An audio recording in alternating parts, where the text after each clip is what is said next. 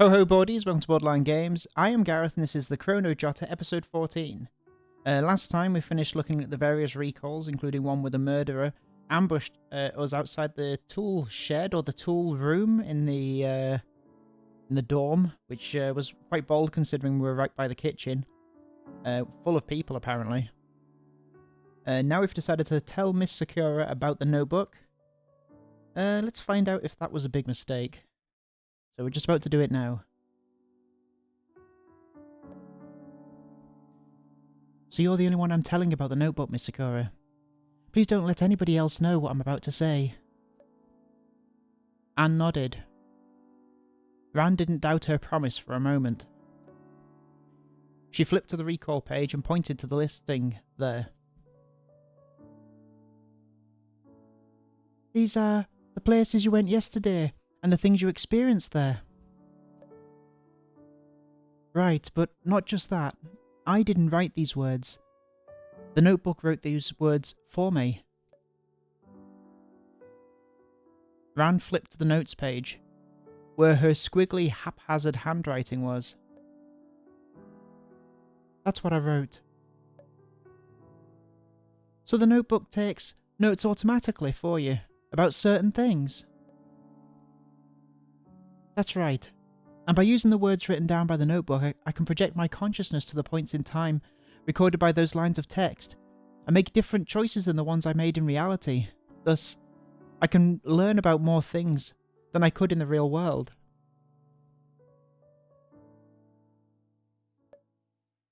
Anne didn't hesitate at all before responding. Oh, I see. That's how you figured out the answer so quickly with Hinata, right? And Hinata later mentioned to me that you didn't explain how exactly you caught her, because you didn't want to mention the notebook. That's right. As expected of you, Miss Sakura, you understood quickly. I'm surprised how quickly I understood too. Anne put her hand on the notebook and the notebook didn't drain her blood. The pages of the notebook only responded to Ran's hands. I don't know why, but touching the notebook like this, it feels very familiar, for some reason. Have I touched it before? I don't think so. I only acquired it after you and I were separated, Miss Sakura. Maybe Aunt Sakura gave it to Ran? For a long time, it took care of me in your stead, Miss Sakura. It gave me a lot of help. Ran laid her own hand on the back of Anne's hand.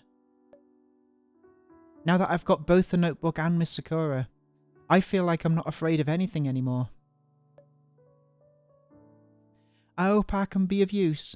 The Miss Sakura you're talking about isn't me at all. Anne retracted her hand, and Ran cursed herself for saying the wrong thing yet again. So, you found the answer to Tama's death through the notebook as well then? I still haven't yet. I've only collected a handful of clues so far. I need to sort them out.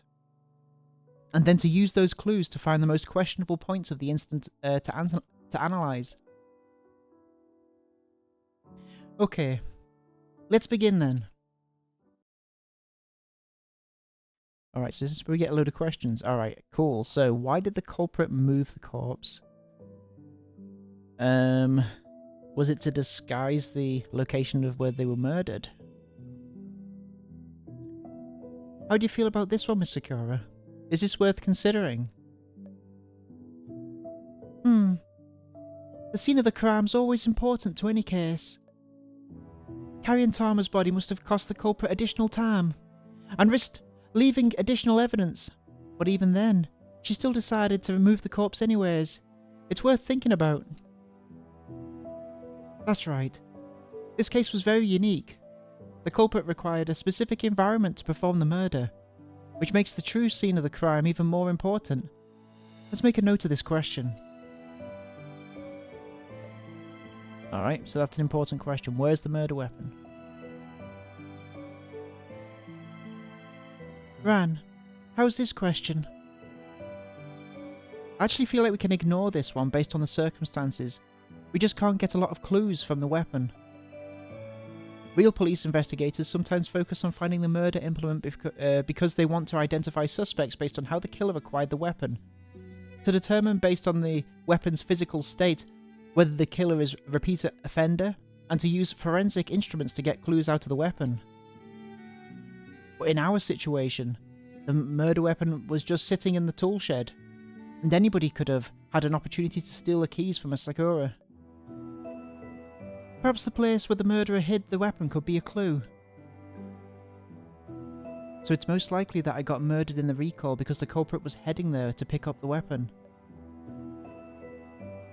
If we really have to find the location of the murder weapon, that'd waste a lot of our time. We should only try something like that once we've used up all clues we have on hand. Sure. I guess we can eliminate this avenue of inquiry. For now.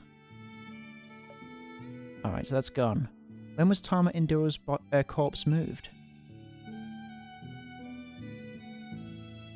Inquiries regarding time all seem rather important, don't they? That's right. I believe that the only thing in the world which can't be interfered with is time.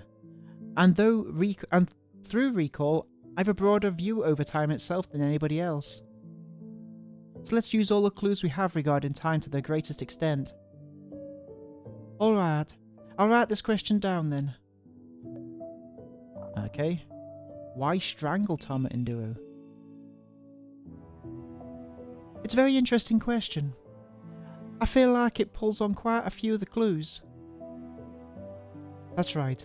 Of course there's a simple answer that strangling Induro was just to make it easier for the killer to twist her head. But the killer could have just chosen a simpler method and saved themselves the effort. Instead, they went and took a lot of additional actions and left behind many clues. So the culprit was foolish. It doesn't matter either way. What the culprit was thinking is their own business. We just need to deduce based on the things we know actually happened. This problem is worth considering. Alright, why kill with such a strange technique?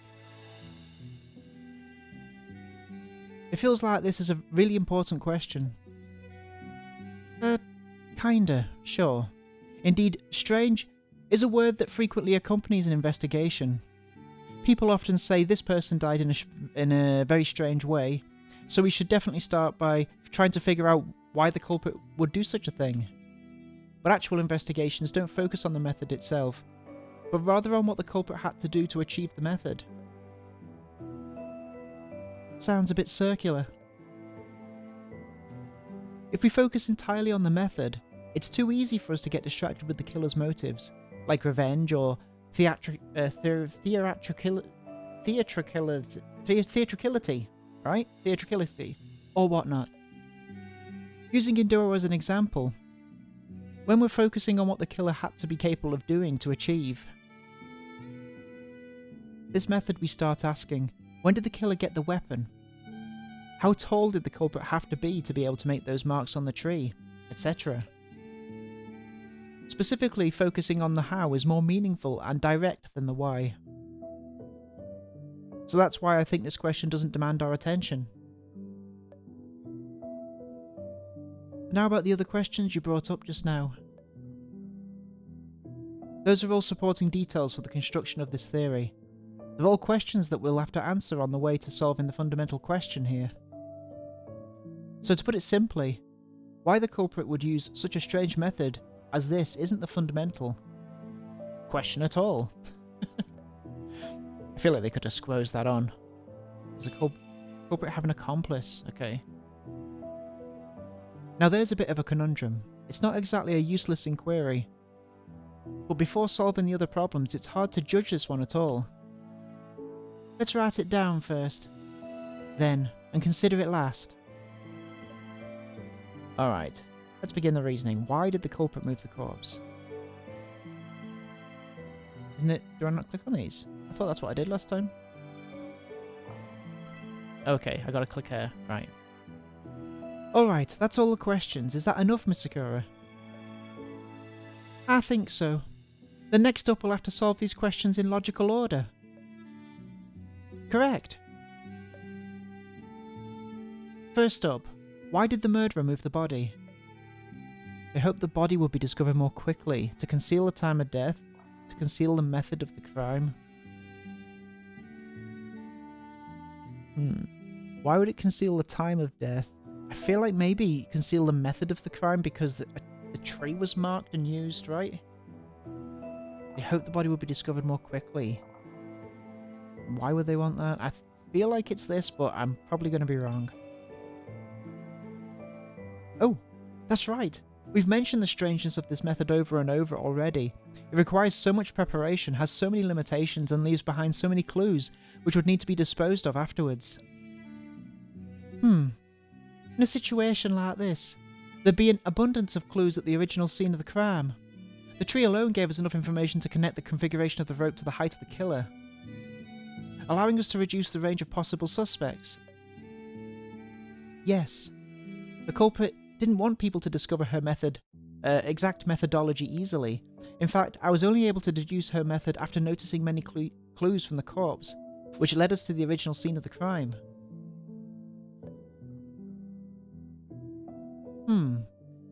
Next up is, why did they strangle Induo unconscious?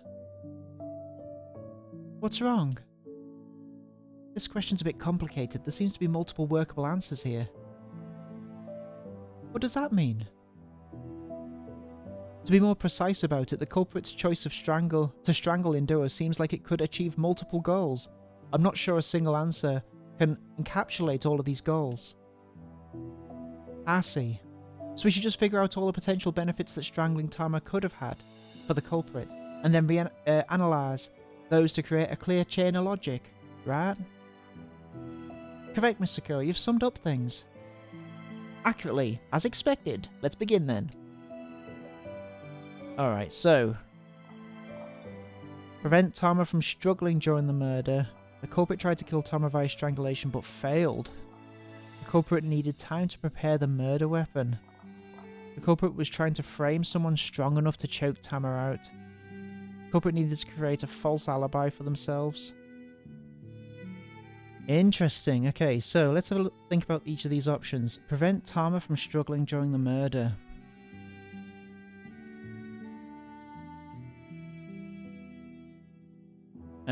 The culprit tried... Well, the struggle would be during the strangulation, wouldn't it? The culprit tried to kill Tama via strangulation but failed. That seems like it is possible. Oh, okay. Well, that's what I thought as well. Clearly not. If she really wanted to strangle Tama to death, she could have just choked her to the point of fainting, and then finished the job with some rope. Yeah, I guess.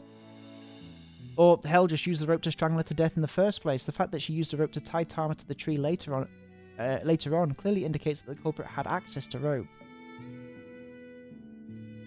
Maybe she choked Tama out, went to go look for a rope, and then came up with a more complicated murder method as an improvisation. Very improbable. It's hard to make a method like this work without serious thought, but even if the murderer had a sudden flash of insight, it doesn't really affect our judgment either way. You're right. Why did the culprit want to strangle Induo into unconsciousness? So it wasn't that.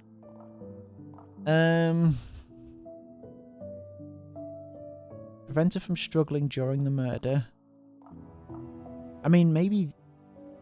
Yeah, struggling during twisting her head around, maybe. Yeah, I thought that too. It's one of the most obvious reasons, isn't it? Though the culprit wouldn't have used so much effort just for that. After tying up Induo, the ropes themselves would have been enough to restrain her and allow the culprit to twist her head round. But if Induo were awake in that state, she'd surely be struggling and moving her head this way and that, making it harder for the culprit to operate. Speaking of struggling, it's possible that Tama woke up in the middle of the act, isn't it? Very possible. Though it'd have been too late by then. Wow, imagine if she woke up during that. Why did the culprit want to strangle Induo into unconsciousness? Okay, so the culprit needed time to prepare the murder weapon.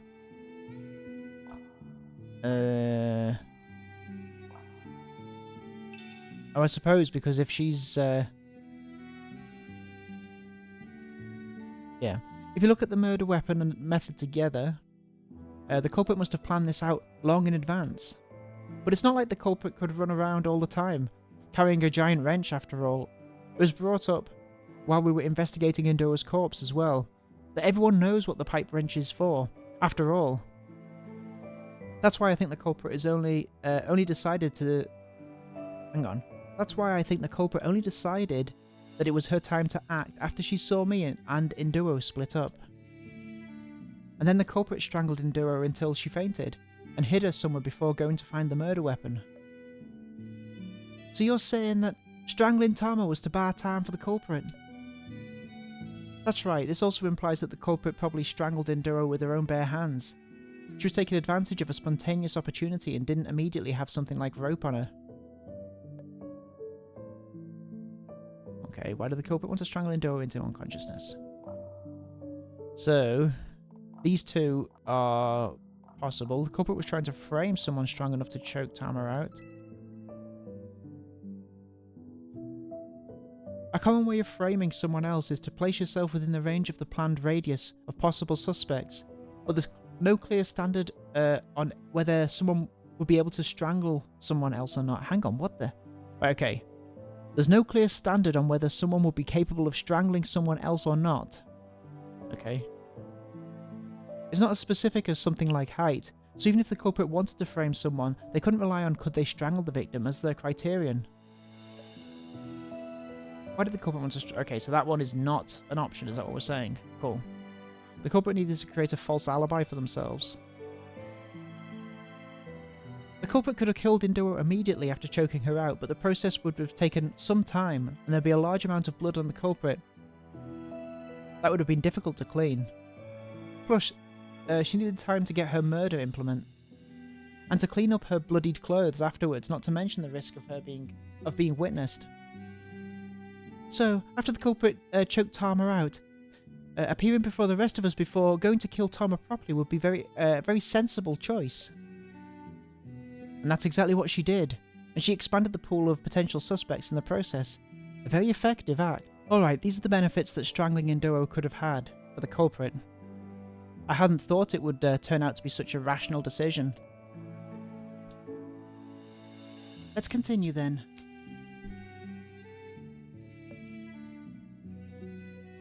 When did the culprit move the corpse? After it rained, before it rained, before the power room repairs were complete. It would have to be after it rained. I'm trying to remember what the clues were. Let's say that.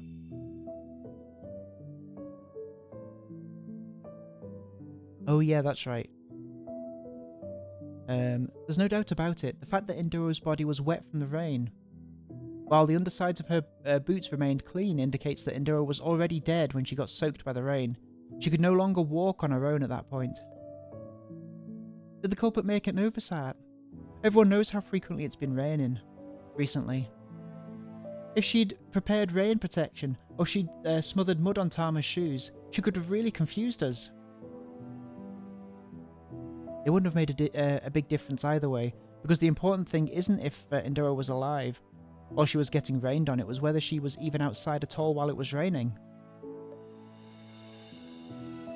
Induro had an umbrella with her after all, logically speaking. You wouldn't expect her to get so completely drenched. It's very strange that Induro was outside but not using her umbrella while it was raining.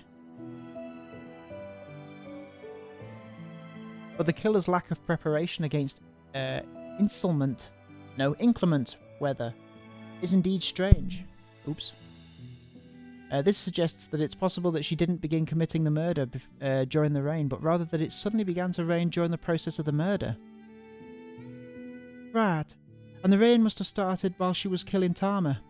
By the time the culprit moved Tama's body, the rain had already been falling for some time. Otherwise, if the rain had started while the corpse was being moved, the culprit could have just covered Tama with a tarp. Yeah, if she prepared a tarp beforehand and wrapped it on Induro before she began, whether it rained or not, the bloodstains wouldn't have looked the way they look now. Well, based on the culprit's method, she couldn't have covered Tama's head with a tarp as well, since if she did that, The weapon would have jostled the tarp off when Tama's head was rotated to face all the way upwards. Anyway, once the rain got on Tama's hair, you won't be able to hide it anymore. Yep, so in conclusion, the culprit was the person who was still outside when it began raining. And once we've excluded all other possibilities, that leaves only her. Finally, whether or not an accomplice exists is no longer a meaningful question. We've already figured out the identity of the culprit, and the only person who could have possibly been her accomplice I've already eliminated as a possibility through recall. Are you really going to be able to convince the murderer, using evidence you got through a recall though? That time you revived me, it was Miho who helped you avoid disaster at the end, wasn't it? This time it'll be different. The culprit won't actively bring up the idea of an accomplice on their own. If she did, she'd be implicating herself as the culprit.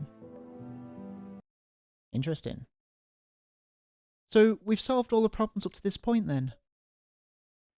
But if the culprit is her, then I don't want the others to know yet. I want to have a talk with her alone. That's dangerous though. What if she kills you? It's fine. I'll just tell her that Misakura also knows who the culprit is. I still feel like we should go see her together, shouldn't we?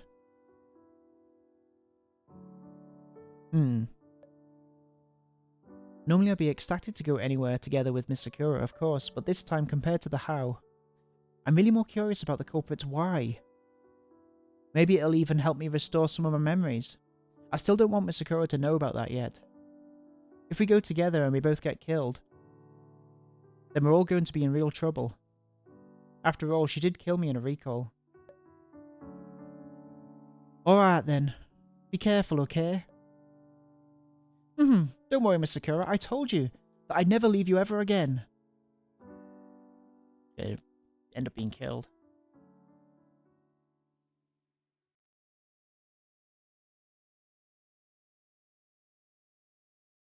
Oh. Ran stood at the side of the iron bed frame looking at Tama's corpse.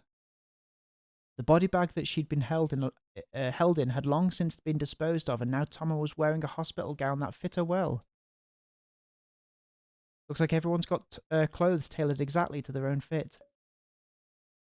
Then Asakura pushed open the door and entered the morgue.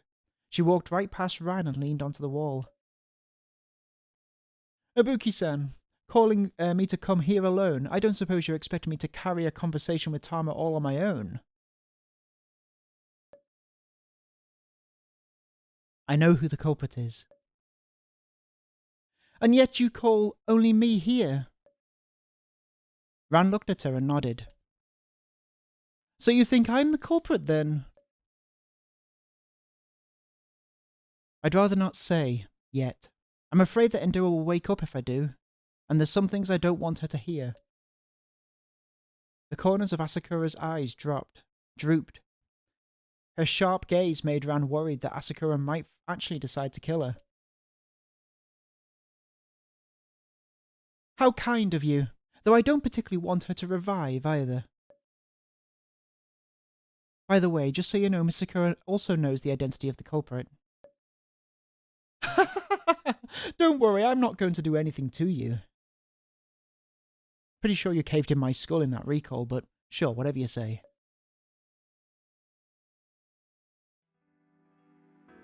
Well, no point in wasting more time. I'm going to begin describing the murder's process now. First off, the complexity in this murder means that it was clearly a premeditated murder. The nature of the murder meant that the culprit was waiting for one specific circumstance when Tama Endua was alone. Yesterday, after Endua separated from me, she sent the culprit a text message saying that she was going to visit the culprit.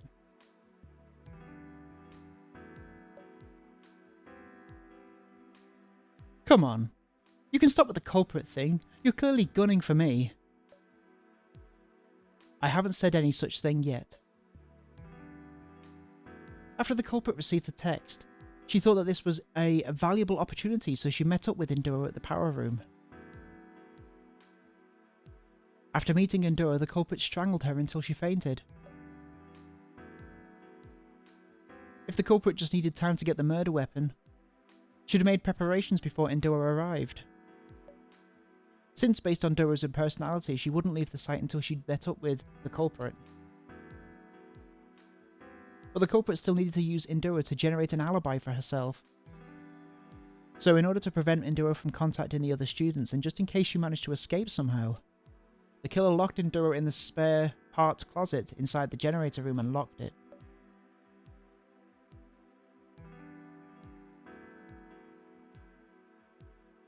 Afterwards, to generate an alibi and to obscure the exact time when Enduro was ambushed, the culprit went to the pool to go find Chrono. Then, using the excuse that she needed someone to help her put the generator's lid back on, she brought Chrono back to the generator room with her. How careless of this supposed culprit. What if Tama had woken up and started making a ruckus in the spare parts closet? Wouldn't Chrono have overheard? Were you really worried about that, Asakura? I'll be continuing now. With Chrono's help, the two replaced the lid of the generator. After that, the culprit cleaned up her tools and headed to the dorms with Chrono to meet the other students. Then, she pretended that she wanted to go find Enduro, and headed to the tool room to get the murder weapon and the ropes. She then returned to the generator room, picked up the delirious Enduro, and headed to the nearby groves of trees. There, she used the ropes to tie Enduro to a tree she'd scouted in advance. The following is how she tied the ropes, more or less. After that, the killer wrapped herself in a tarp she prepared to prevent any blood from getting on her uniform. Clamping Enduro's head with the pipe wrench, she rotated it from the top to bottom. Once the wrench's angle was parallel with its starting position, she walked to the other side and began turning it from bottom to top. Hey, how come you aren't drawing this part? Because I don't want to draw it. And it's just the two of us, and between the two of us, we both know how it went down. How unprofessional. Heavy rain started falling, while the culprit was still working. The culprit followed her plan and untied Enduro from the tree, and took her to the gymnasium, to conceal the original scene of the crime. After reaching the side entrance of the gym, the killer took off her muddy shoes, entered the gym and placed Enduro on the stage. Then she took the tarp off herself, flipped it on the other side and used it to clean any remaining traces inside the gym anyway. How do you know such a tarp exists? I've been inside the generator room closet. There was a pile of tarps inside there. There was dust all over and around the tarps, everywhere except for the tarp on the top of the pile, which was completely clean. There it is. That let me know that the topmost tarp was probably taken by the culprit. Furthermore, the walls and floors were cleaner than the other areas in the room. I suppose that after placing Enduro in the room, the pattern of dust in the room had changed strangely, so the culprit cleaned it up. Wow, you sure are a master detective. After plating the corpse and cleaning up the evidence, the culprit used her phone to contact Chrono, to tell her that Enduro had disappeared. That's how the murder was carried out, more or less. So let me guess. The premises upon which you've based your reasoning are the presumed height of the culprit and the suspects who were still outside while it was raining. What a sloppy job by the culprit. Well, you guessed right, the culprit was No, wait, hold on. As long as I don't identify the culprit, even the culprit admits it. Even if the culprit admits it, Enduro won't come back to life, will she? Asakura raised one eyebrow. She clearly hadn't expected Ran to say something like that. No, she won't, because it will technically count as you not actually knowing exactly who the suspect who fit your height criteria and who was outside during the rain was. That's good then. Even if we revived Enduro now, it wouldn't solve the problem. What are you trying to say? Asakura stood up straight. Even though there was some distance between the two of them, Ran still felt a sense of the pressure. I thought that the killer had a close relationship with Induo. So what if the culprit was close with her? Do you think that the culprit would have refrained from doing such a thing to Tama just because they were close? On the contrary, don't you think the culprit would actually exploit it to disguise her own identity? The method was chosen entirely out of the hopes that it would make the investigation more difficult to solve. Asakura was speaking very quickly all of a sudden. Ran didn't even need to analyse her speech to tell that she was stressed. I'd have liked to believe that too. Asakura clenched her fists tightly, but only for a moment before she let go, trying to keep herself as calm as possible. But the truth is that the culprit did this out of hatred. She chose this method because she wanted Indira to suffer. From my perspective, they only did it for the sake of the case itself. No matter who the victim was, the culprit would have done the same thing. Asakura, I'm the one who drew Indira's name at the picking of lots. Do you understand what I'm getting at? Oh. Hang on. What? Is that right?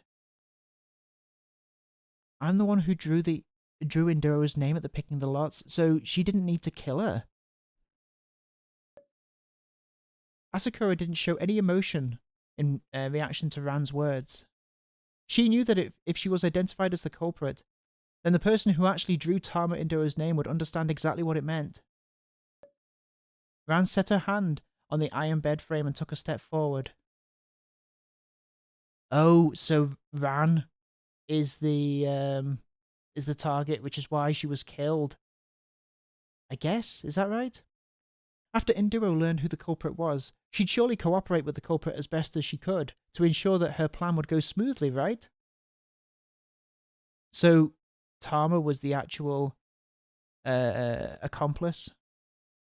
Wow.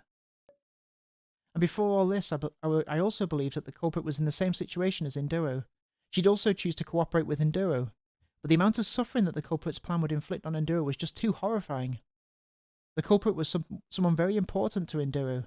You could even say that the culprit was the meaning of her life. And she had no doubt about this fact, and was happy to live this way. So the culprit was to Indiro, as Misakura is to me, thus I'm astonished that the culprit would choose to do such a thing to Indiro. So according to you, whenever anybody decides to commit a murder and then cut the corpse up into parts afterwards, that's all because they hate their classmates. Couldn't the culprit have just impartially decided to snap Tama's neck? Is that so impossible? Sure, it's possible, but Asakura, is that actually what you're thinking? Don't you think that the culprit might keep trying to use the same cruel method to kill Indiro even after she revives?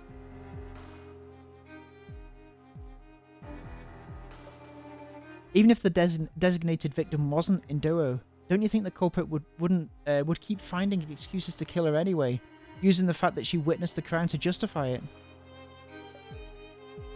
Asakura narrowed her eyes and furrowed her brows. She stuck her hand into her jacket pocket. I don't see why we're discussing such a pointless topic. This is all intuition. If you like deduction so much, why don't you show me some proof that I hate Tama, and force a confession out of me then? This is about interpersonal emotions, not something that can be explained entirely through logic, but... Ran looked down at the white cloth covering Tama Indiro, and then looked back up at Makoto Asakura. You only once said that you once decided to commit suicide after you both drew both the culprit and victim cards. Makoto Asakura's hands had balled themselves up into fists in her pockets. This time she didn't loosen them. And it was Indiro who reasoned out your process of committing suicide and revived you. And I'm guessing she completely reasonably decided to blame herself for your choice to commit suicide, even though you'd given up your life under the condition that you'd be revived. But Indiro thought that if she'd given you enough satisfaction, that you would have chosen to kill one of the other classmates rather than yourself.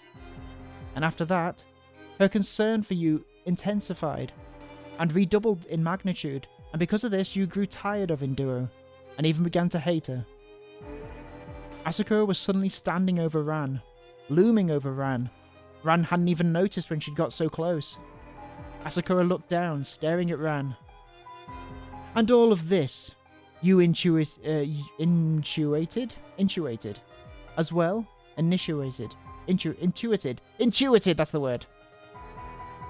Ran reached out and grabbed Asakura by her shirt collar. And I intuited right, didn't I? What does Tama and Dua mean to you? Asakura grabbed Ran's arm by the wrist and moved it away from her shirt collar. Nothing, that's what. A total nuisance. Tama and Dua's forces me to keep on living. I couldn't find any reason to keep existing in this world, so I chose to leave, but she dragged me back against my will anyway. And now, I have to endure the pain of continued existence and be forced to accept the way she looks at me so enthusiastically.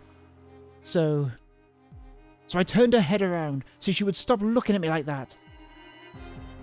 So you're blaming all of this on... Suddenly, an incessant delirium came over Ran. It was a feeling she'd experienced once before. What, now? My memories of Asakura are about to return, but what even was the trigger word?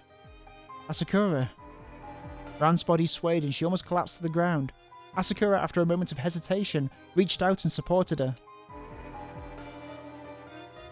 Was it suicide? Asakura, did you... Ran grabbed tightly to Makoto's arm. The storm of pain, roiling through her mind, told her that her guess was indeed correct. Oh my god. So Asakura, you're already...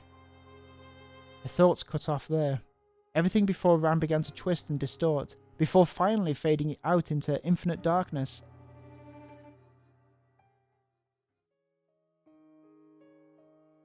On January the 17th, 2020, at 6:18 in the afternoon, a female third-year student from Tokyo... 6:18 isn't in the afternoon, that's in the evening. From Tokyo, Jokogon Senior High School, standing in the middle of Shibuya Crossing, used a 20cm long steel grocery knife to commit Jesus Christ by opening her own carotid artery. My god. At the time, the number of people who were crossing the street was in excess of 3,000 people. Countless cell phone cameras recorded the entire process of the girl's slow death from exsanguination. Ultimately, when paramedic personnel were finally able to reach the scene, the student had already perished. The recordings were shared all across the internet. Rumours about the deceased student became a hot topic for a time, and the personal details of the deceased, which were meant to be kept secret, became publicly available information. Between the over-analysis of the media, the clickbait platforms which thrived on blood and spectacle, Jesus Christ, Gareth, and the conversations on the internet forums from idle bystanders, everyone speculated about her reasons for committing suicide. And to those who knew her, her family, her classmates, and her friends, Makoto Asakura was more or less a perfect person. It was said that the motive of the suicidal was that life was nothing but despair and self-torture, but Makoto Asakura's life, as seen through other eyes, could be described as nothing short of an idyllic existence. Everyone thought that Makoto Asakura's life was one worthy of continuation, and yet she had actively chosen to abandon it. The way that Makoto Asakura's values differ so much from the norm caused Ranabuki to perceive that the two of them shared a similar kind of isolation. And as for Makoto Asakura herself, she'd been contemplating the decision to commit suicide for a long time now. She struggled quite hard to find a reason not to die. So she asked others what the purpose of living was. Most of the answers she received were some variation on consumerist hedonism, or maybe setting some kind of lofty life goal for herself. But she was unable to feel any meaning in any of them. She was lacking in any sort of religious or spiritual faith, and neither relied on, nor was relied on by anyone. Living for the sake of her family or her friends wasn't enough to justify her continuation. Makoto Asakura never expressed what she was really thinking deep down. There was no meaning in letting others know about the inner nihilism. Similarly, there was no meaning in pointing out the pointlessness of the actions of others either. I like the song. Finally, on that day, Makoto Asakura had been sent by her family to pick up a custom-made knife by some relatives in Shibuya. And while travelling through the Shibuya crossing, she happened to look up and see on the giant LED screen a live stream of some famous chef making sashimi.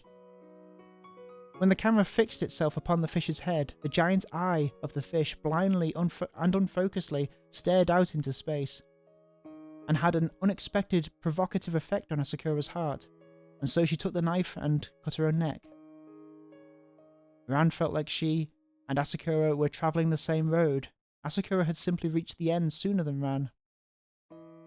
Because of this, Ran decided to assume that the incompatibility between her values and that of the people around her was just an unchangeable constant, and redoubled her determination to sink deeper into Anne's embrace.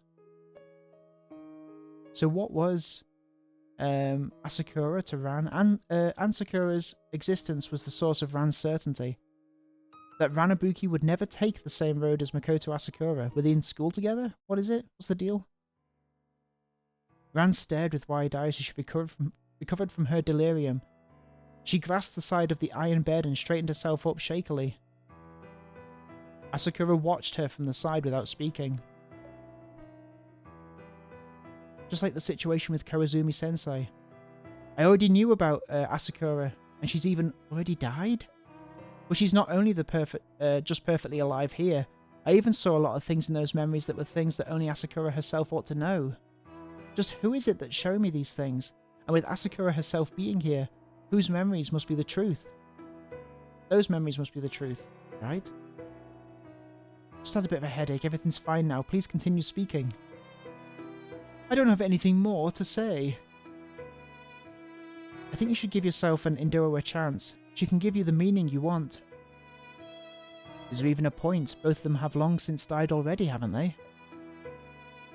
You say you hate the way she looks at you, but Indoro's gaze can't be the same as that as a fish, right?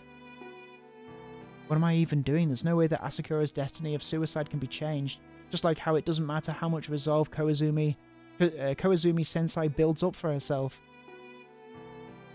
A what? A fish? What fish? Also, the more positive things you say about Tama Indoro, the less it makes me ever want to see her again. She has everything that I wish I had. Tama Indoro wallows in excitement and novelty every single day. She enjoys the pleasure of being alive every single day. And she even has the temerity to try to share those things with me. And she's even somehow gotten herself a meaning of life off of me. Asakura spoke faster and faster, and her breathing became more and more rapid. Even after I killed myself, so I could escape her torment, she still brought me back to life. She just wants to share the things that make her happy, to make you happy as well, doesn't she? I suppose there was a certain period where I was contemplating how to make Tama Indoro die as painfully as possible. In that sense, I suppose I found a life goal for a while. Look, I know how all of you perceive Tama Indoro, but in mine, every single move and action she makes is filled with nothing but absolute malevolence towards me. Have you tried telling her these things? Do you think Tama would understand my feelings? That's not the point. Look, if you're sick of breathing and want to take a hike, I'm not going to stop you, but I'm not going to let you drag Indoro down with you. Asakura didn't answer Ran. Now that you've vented yourself on Indoro, once she comes back, have a proper conversation with her. Alright? At least apologise to her. I'm sure she'll take your frustrations seriously. And what would the point be? Even if she takes them seriously, the two of them are actually already dead. There's no point to their relationship, no matter how much it improves. Asakura laid her hands on the edge of the steel frame of the bed and looked at Tama Indoro's corpse. It was the first time she looked directly at Tama since Ran had called her to the morgue. I doubt it'll go the way you want it to. You know what that Tama's going to say to me as soon as she wakes up? What? Asakura walked towards the door of the morgue and pushed it open. Why don't you find out in my stead? Alright then. I claim that the killer Tama Indoro was Makoto Asakura.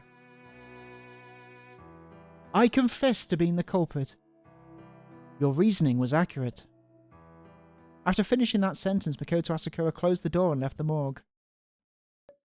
The moment the sound of the door slammed slamming shut faded away, the iron bed began shaking and clanking. Ran turned to see Tama's neck was gradually returning to its correct angle as the damage to it quickly repaired itself. And I think that is long enough for it to be an episode. Jesus Christ, that was quite dark at the end there, wasn't it?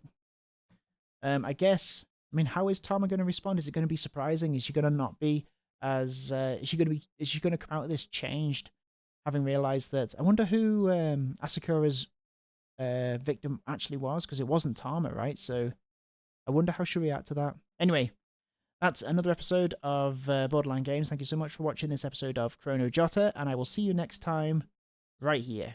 Bye-bye.